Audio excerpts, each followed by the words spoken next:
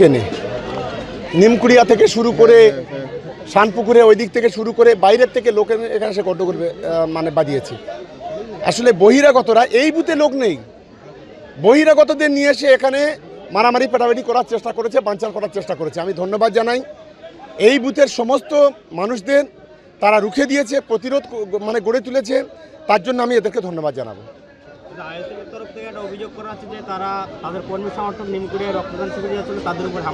তৃণমূল কংগ্রেসের এতই এখন অসুবিধা হয়নি যে ওই কেউ রক্তদান শিবিরে যাবে তাকে বাধা দেবে। তাইলে আমাদের এই জাহাঙ্গীর ভাইকে মারল কে? এটা তাহলে ভূত এসে মেরেছে। আসলে ড্রামাবাজ এখানকার বিধায়ক যিনি আছে সবচেয়ে বড় ড্রামাবাজ, মানে ড্রামার কম্পিটিশান হলে সারা ভারতবর্ষের প্রথম প্রাইজটা পাবে, আর সারা পৃথিবীতে মিথ্যা কথার কম্পিটিশান হলে সেও প্রথমে অ্যাওয়ার্ডটাও পাবে। এই নাটকবাজি বেশি দিন চলবে না, আর অল্প দিন, সময় ঘনিয়ে আসছে। যত বেশি তৃণমূল কংগ্রেসকে রক্তাক্ত করবে, যত বেশি তাতাবে, তত বেশি তৃণমূল কংগ্রেসের কর্মীরা আগামী দিনে গর্জে উঠবে। আর সমস্যা কি নেই, আমি বলবো না, বলবো উনি বলবেন। প্রথমেই একটা কথা বলি, যতটা মার খেয়েছি আরও 3 বার আমি মার খেতে রাজি আছি। আমার সঙ্গে মহসিন গাজী, আমার সঙ্গে রহিম মোল্লা, রহিম নেতা, এবং আমার সঙ্গে মানে শওকত মোল্লা সাহেব আছেন। প্রথম যে ঘটনাটা ঘটেছে বা যে ঘটনার সূত্রপাত, সেটা হলো আমাদের বুথে আমার পঞ্চায়েত সদস্য জুলফিকার মোল্লা নিজের চাচতো ভাই, সে ভাইজান করে বা করতো, কিন্তু সে কোনো এক কারণে জমি জায়গার ব্যাপারে কোনো একটা কারণে সে আমার কাছে আসে এবং খুব আমার দোকানে খুব রিকোয়েস্ট করে যে আমি আর কিছু করব না, আমি ভালো হয়ে যাব, আমি তোদের দল করব, আমি আজ থেকে আমার এই কাজটা উদ্ধার করে দাও। মানে সার্টিফিকেট থেকে শুরু করে সমস্ত সব কিছু তার দেখভাল, এখনও পর্যন্ত সেই জমির ব্যাপারে আমি লড়াই দিচ্ছি, আমি লড়াই করছি প্রশাসন থেকে শুরু করে আমার জুলফিকার মোল্লাকে নিয়ে।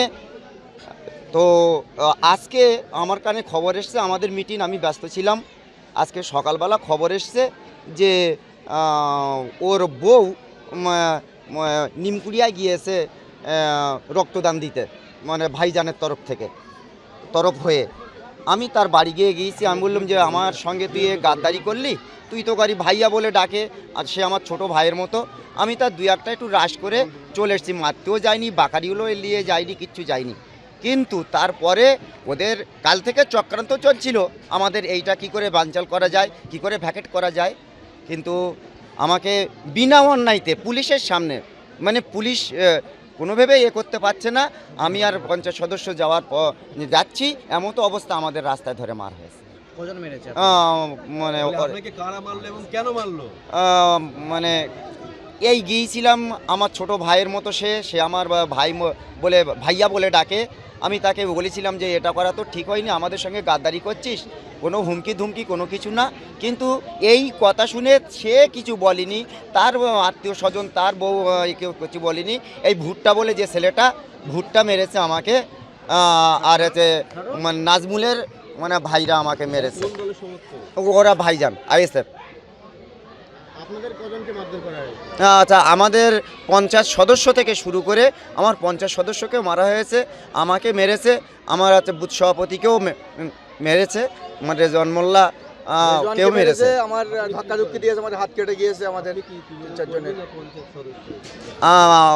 আচ্ছা, আমি হচ্ছে তৃণমূল কর্মী, আমার নাম হচ্ছে মোহাম্মদ জাহাঙ্গীর হোসেন। আমাকে